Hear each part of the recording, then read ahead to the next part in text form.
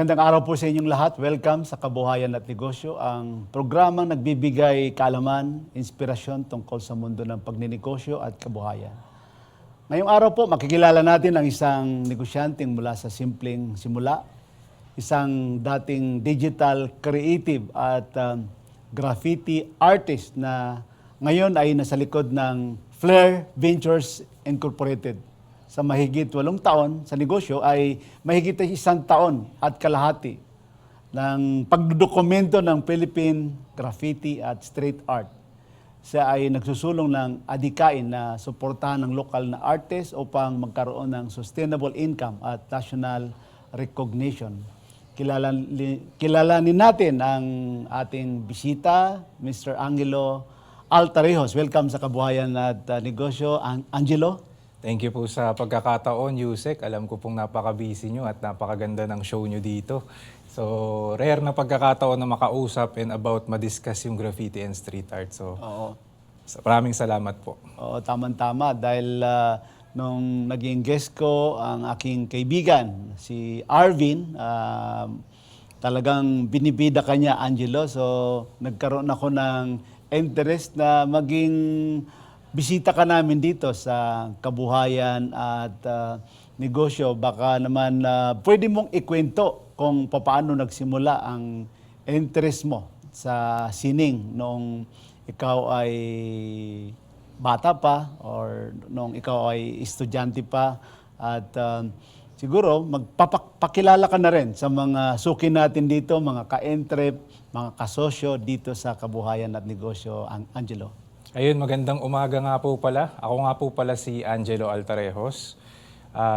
Bali, ako po isang current na content creator na gumagawa ng mga videos about graffiti and street art ng local scene natin dito sa Pilipinas. Pero before that, I was also an entrepreneur din po, nagnenegosyo rin po. And ako'y may background din po nung ako'y employed sa pagiging digital creative. So ngayon po ay madidiscuss natin kung ano ba yung mga magagandang bagay na meron ngayon sa graffiti and street art scene. At magandang pagkakataon talaga na makausap ko si Yusek Gani dahil siya rin po ay isang tao na maaasahan natin pagdating sa pagkokonekta nito para mas lalong ma-introduce sa publiko. Tama-tama yan. At gusto ko rin maintindihan yung adikain nyo, Angelo. At of course, yung mga sinusulong nyo na adikain kasama si Arvin. Ano ba ang... Pero bago natin yan pag-usapan, anong klaseng estudyante ka noon? Mas nakatutok ka ba sa academic mo or ikaw ay talagang nahihilig sa creative na mga adikain mo? Napakagandang tanong po, no, Yusek. Bali, ako po actually, ang background ko po bago ko napasok sa graffiti and street art is actually hindi po ako high school graduate. Okay.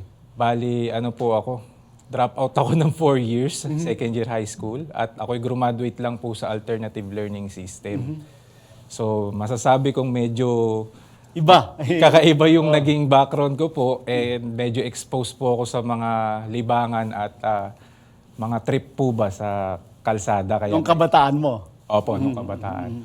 Now, nung going forward naman po, nung paano ko na-discover yung sa graffiti and street art, yun po, sa pag-explore ko, sa pakikipagkaibigan, pakikisalamuha, doon ko po nakita yung mga sulat sa kalsada.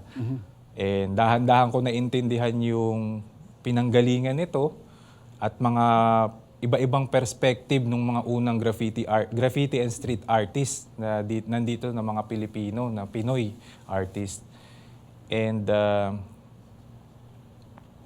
pagdating naman po sa sorry. So ikaw ba ay may nag-mentor sa'yo, Angelo, or sino ba talaga ang naka-influensya sa'yo na ikaw ay nahilig dito sa pagiging isang artist? Bali, nung una po talaga is nakikita ko lang po sa kalsada yung mga sulat ng mga pangalan ng yung mga taggings po kung tawagin yun parang yung mga pirma sa pader. So na-curious po kami noon. Yung parang vandalism yan, no? Opo, nagsisimula rin po talaga sa ganun, yung mga una. And may ilang artist na nag-i-stand out po nun sa local na scene natin. Kaya nung nag-check ako sa internet, nakita ko rin po yung mga gawa sa ibang bansa, which nakaka-inspire kasi maganda yung kulay, cool, lalo po ng mga panahon ng kabataan, syempre. And doon ko po nahanap yung parang nagkaroon ako ng interest na parang ayos pala to maganda rin tong libangan or hobby kumbaga. And by then on, doon na po ako sumubaybay sa mga kwento ng mga graffiti artists. Sumama ako sa mga events nila, nagkaroon po sila ng mga meet-up gatherings at mga gallery show. At doon na po ako mas napalalim sa eksena ng graffiti and street art. Nung mga early years po yan, mga around 2007 to 2009, yan po ang early years ng local graffiti and street art ng Pilipinas. So ikaw talaga ay doon tumutik at dito ka nakatutok talaga sa graffiti. Ikaw ba ay namasukan din sa corporate world? Ikaw ba ay ano yung pinaka-unang-unang masasabi mo na naging trabaho mo, naging kabuhayan mo bago ka pumasok sa pagninegosyo bilang naging entrepreneur din? Magandang katanungan po, no, Yusek Gani. Bali, ako po ay na-employ, unang trabaho ko ay from call center po, which is wala talagang relation sa graffiti and street art. And since... Lalo na ngayon, mga kabataan, talagang isa yan sa nagiging startup nila. Diyan sila nag-uumpisa sa call center. Opo, so ikaw ay dumaan din doon. Opo. Tapos, at the same time po, nagpipinta ako ng graffiti sa kalsada noon. So, umabot sa punto na medyo nakikilala po ako nun sa local scene. Kasi underground pa rin po yun era na yun kung susumahin yung graffiti. Na-discover nila ako na medyo okay ka pala gumawa ng graffiti. And then, bumuo yung company po na yun, which is, di ko na lang po siguro pangalanan, pero malaking Ito yung employer mo? Opo.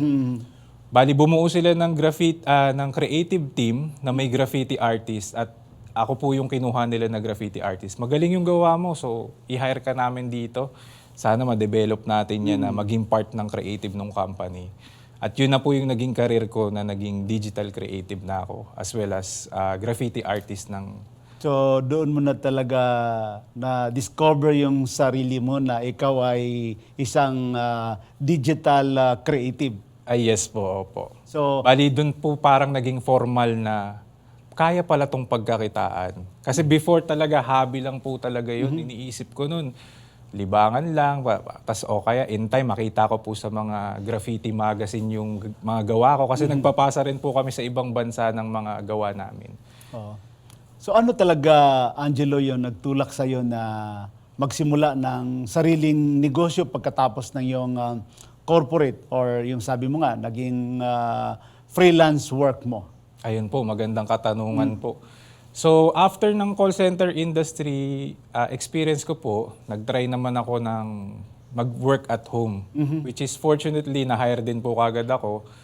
And from there, nag-experience ako ng about 2 years servicing US clients. And napansin ko yung mga negosyo po nila doon, pinapaandar nila online. So which is, naisip namin ng partner ko po, na misis ko na ngayon, na bakit hindi natin to gawin locally? So yun po yung na-develop namin na side hustle, online business po talaga kami. Nag-start din. Nagkaroon kami ng 2 taong kapalpakan sa pagte-testing din po, gaya ng mga normal na magsisimula ng negosyo. So dumaan ka rin doon sa medyo hindi kaagad-agad ay naging success yung negosyo mo, Angelo, no? Opo, marami rin pong, kasama po siguro talaga yun, Yusek, no? Halos sa experience ng mga negosyanteng nagtatagumpay, talagang may mga failures along the way po eh. Oo, mga challenges, oo. So, paano mo nalampasan yung mga setback, challenges na sinasabi mo na doon sa 2 taon ay hindi naman talaga tuloy-tuloy yung tagumpay sa buhay, Angelo? Bali, ano po kami nun?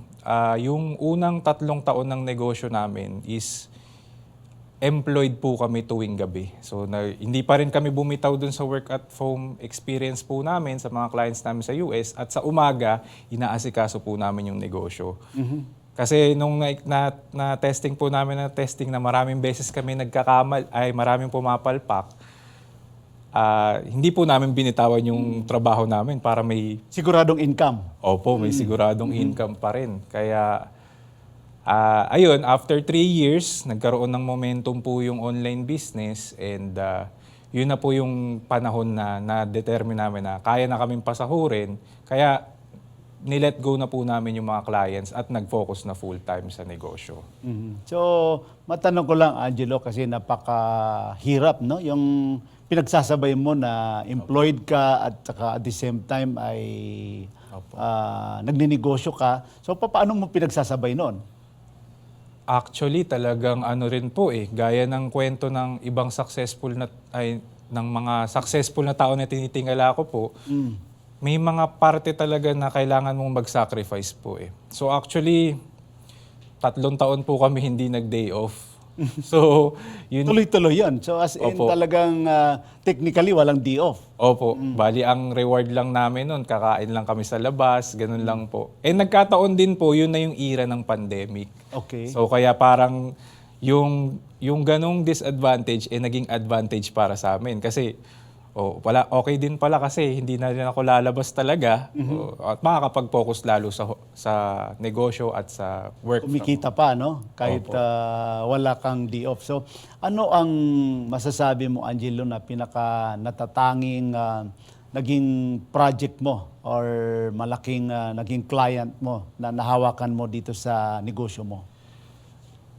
Masasabi ko po na ang biggest chunk ng market pa rin po namin is retail pa rin po, online retail. Dahil po sa e-commerce kasi, kakaibang negosyo po ang umusbong dyan lalo nung pandemic.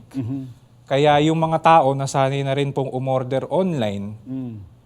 Kaya masasabi ko po yung pinaka-biggest client namin ay talagang lahat pa rin, business to consumer directly pa rin po, at yung mga end users, yung po talaga yung ano. So itong dumaan itong pandemic ay kung ano-ano ang mga online na negosyo ang sinubukan mo rin, Angelo. Opo, yes. So ano-anong klaseng mga sinubukan mo na mga online na businesses, Angelo? Nag-try po kami ng ready-to-wear, RTW. Nag-try kami ng general merchandise, yung mga gadget na kakaiba. Nag-try din po kami ng cosmetics. Nag-try din kami ng onting food products, grocery. And fortunately, yung pang-5, which is yung hindi namin ina-expect na gagana, yung candles po. Yun yung naging namin. Akala namin by peak season lang ng November kasi alam natin pag undas gamit po siya. And later on, pagkatapos ng undas, marami pa rin tumatawag sa amin, kumakontak, meron pa rin po ba? Ganun. So, naipagpatuloy po namin yun. At yun na po yung hanggang ngayon, 6 na taong negosyo na namin. Isa po dun sa hawak ni Flair Ventures Incorporated na negosyo. Okay. Na talagang tuloy-tuloy. So ito yung masasabi mo na sa mga sinubukan mo na mga online businesses ay ito talaga yung musbong na itong mga candle nyo. Yes po, candles. So paano nyo naman nakita ang iyong negosyo na limbawa sa 5 itong sumunod after the pandemic? So paano nyo naman na-discover itong mga businesses nyo kasama dito sa Flair Ventures, Angelo? May mga nag-run din po kami ng mga small campaigns like travel and tours, mga ganun po. Pero iba pa rin po kasi nung gumana yung sa candles namin, yun po yung talagang nagpapakita na may scalability siya. Kaya pinanghawakan po namin yun. Tapos yung iba, ginagawa lang namin na seasonal, pagka talagang mataas lang yung demand, like nung pagta-travel and tours. And then later on, last 3 years, yung isa po namin gumana pang negosyo is yung packaging supplies. Yung mga bubble wrap, tape, pouches. Kasi bilang yung online store po namin na Kandila, nangangailangan po ng mga packaging supplies. Na-figure out namin na bakit hindi rin natin to i-supply. Since tayo mismo, alam natin na mass consumer po tayo ng ganito.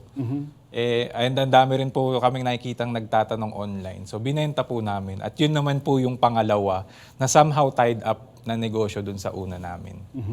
So, itong Philippine graffiti, no, at street art ay ito talaga ay advocacy mo. Yes So, paano mo naman ito ginawa talaga or talagang ginawa mo talagang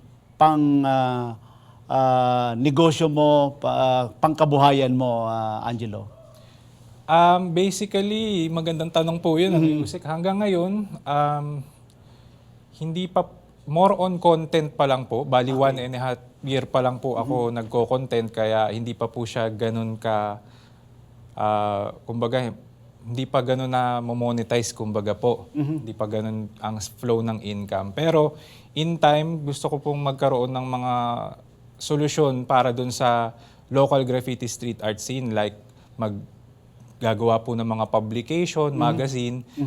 And dun sa, by that way, dun po pwedeng makapag-generate ng income as well as napopromote na rin yung mga artist and naipagdudugtong-dugtong sa mga sponsors or kung sino pa pong private or public entity na pwedeng makatulong din po. Kasi compare sa mga first world country about dito sa street art scene sa Pilipinas kumpara sa ibang bansa, medyo sa tingin ko, huling-huli tayo. Ano ba ang, sa tingin mo, Angelo, ang kalagayan ng street at art scene sa Pilipinas kumpara sa mga kalapit na lugar, lalong-lalo na dito sa neighboring Asian countries? Magandang katanungan din po yan, Yusek. Ano? Ngayon, pagdating po sa, kung ikukumpara po talaga, medyo mas malayo-layo. Unang dahilan siguro po na masasabi ko is, syempre mas nauna po yung eksena nila bago tayo na umusbong dito. Parang ang wave ng graffiti artist na dumating sa Pilipinas is around 2007 and yung mga first world countries po, back 1980s, 1970s, meron na sila. Meron na sila, oo. Kaya medyo na-spread na nila yung impluensya as well as yung exposure nung ganong practice. And nakakuha na sila ng majority ng support ng not only the local government but also big sponsors like big corporations, companies, private entities. Multinational. Opo, yun po. So yun siguro, kung pagdating naman po sa kaibahan or kung ano yung maaari nating ma-improve, parte na rin po dito yung papakilala natin lalo. Kagaya ko po, gumagawa po ako ng content ng mga inspiring artists, kwento po nila, ano yung advokasya rin nila, at ano yung mga lesson na pwede rin nating makuha sa kanila. And in time, hopefully, dito makapagpa-inspire din sa atin na mas lalong mabigyan ng pansin at mabigyan ng suporta. At posibleng makahanap din po ng mga sponsors or kung sino po ang entity na pwede rin naming i-tie up sa mga ganitong creative na inspiring na industriya. So yun po yung naiisip. Bakit sa tingin mo, Angelo, ay sa atin dito sa Pilipinas, undervalued pa rin ang ganitong uri ng sining dito sa atin sa Pilipinas? Pero bago mong sagutin yan, Angelo, mag-break muna tayo at magbabalik po ang Kabuhayan at Negosyo.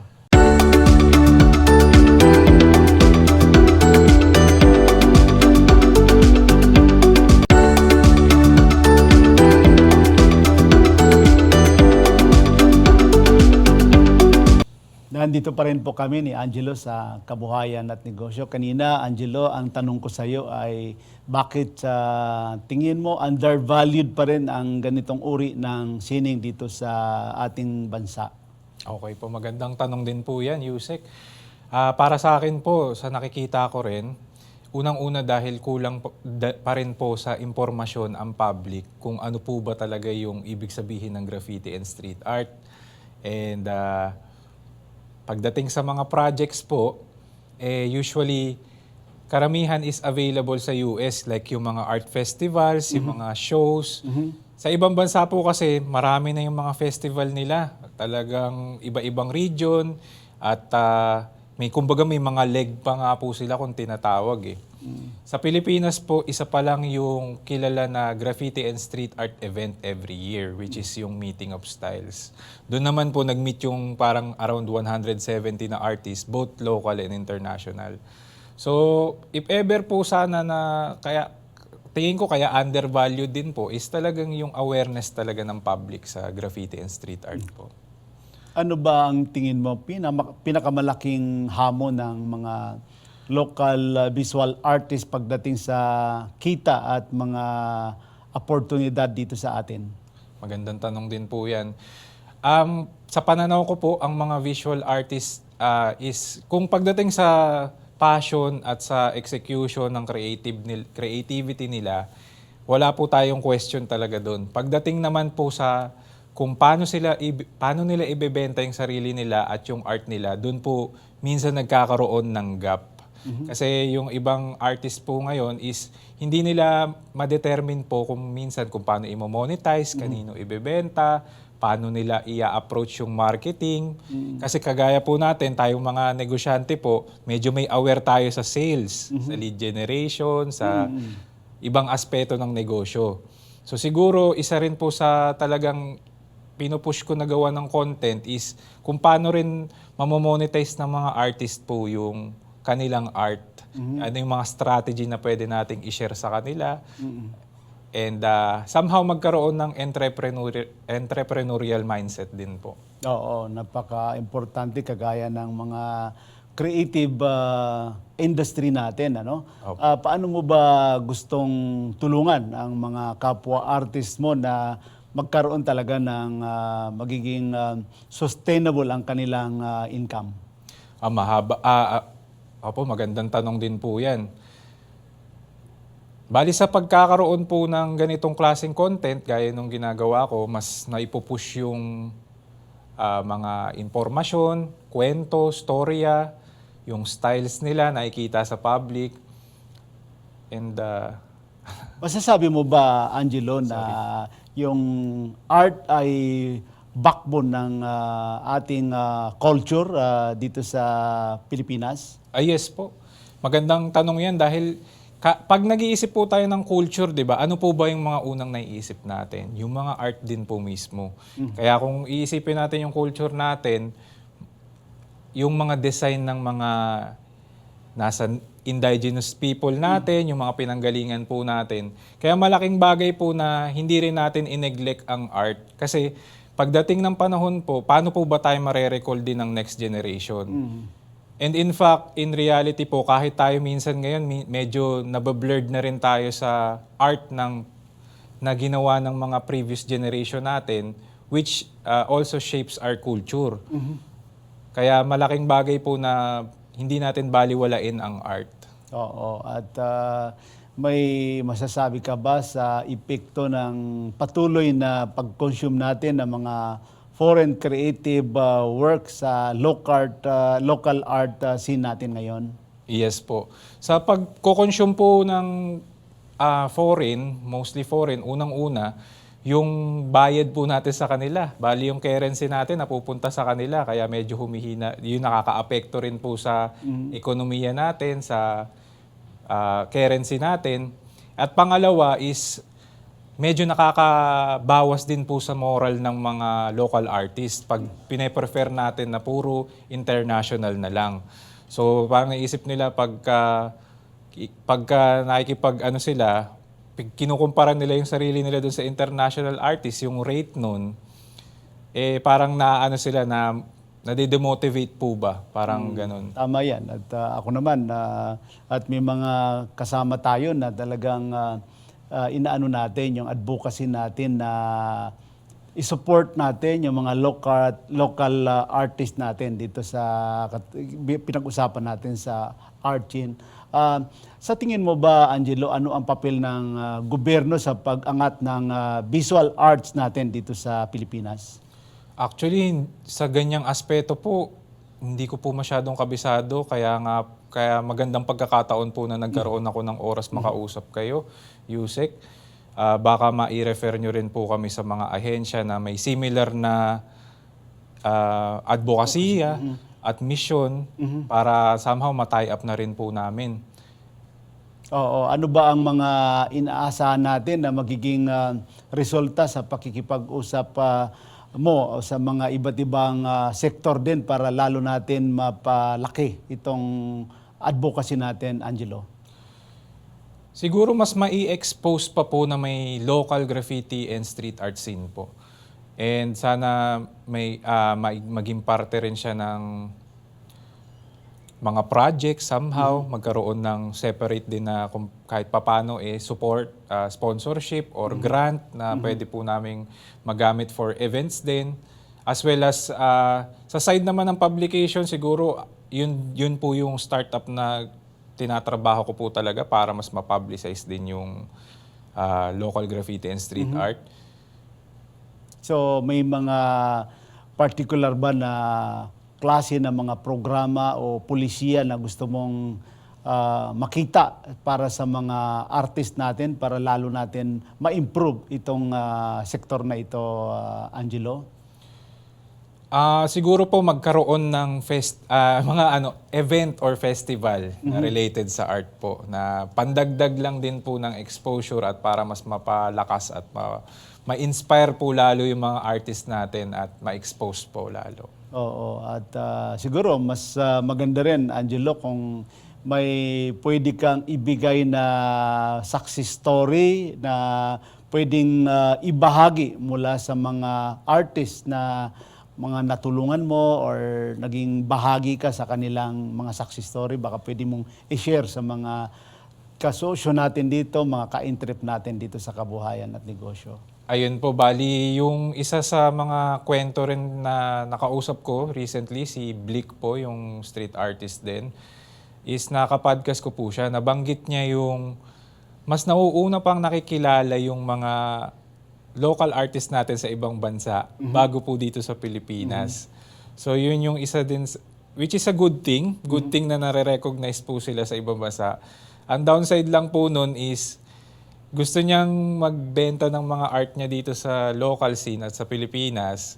Hindi naman niya na po maibaba yung presyo niya para iakma rin sa market dito. So maganda siya in a good way na nakikilala po kagad sila sa ibang bansa. Ang downside lang po is hindi sila nakikilala dito locally. Yun lang po. Pero ano na rin po yun, successful na rin po yun si Kuya Blick dahil nakapagbuo na siya ng sarili niyang studio, nakapagbuo na siya ng sarili niyang gallery, which is yung very good gallery, as well as nasusuportahan niya rin yung mga nasa collective nila na mga pausbong pa lang po na artist din na mga nagiging kilala na rin po ngayon. Mayroon ka bang may papayo sa mga kababayan natin, lalo na yung mga suki natin dito na mga kabataan na gustong maging artist katulad mo at the same time entrepreneur na katulad mo, Angelo, pero bago mo sagutin yan, magbo-break muna tayo at magbabalik po ang kabuhayan at negosyo.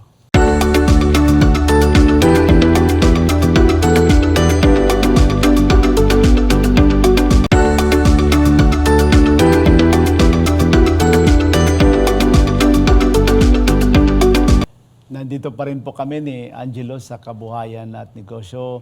Alam kong napakalapit sa puso mo itong advocacy mo, Angelo.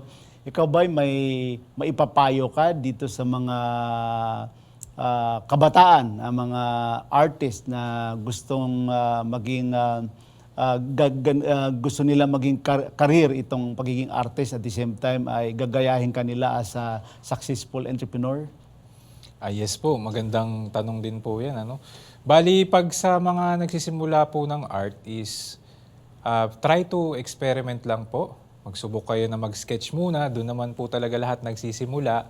And kung may particular kayo na artist na tinitingala, gamitin nyo po silang inspirasyon at pwede nyo pong gawin din yung mga best practices na ginagawa nila.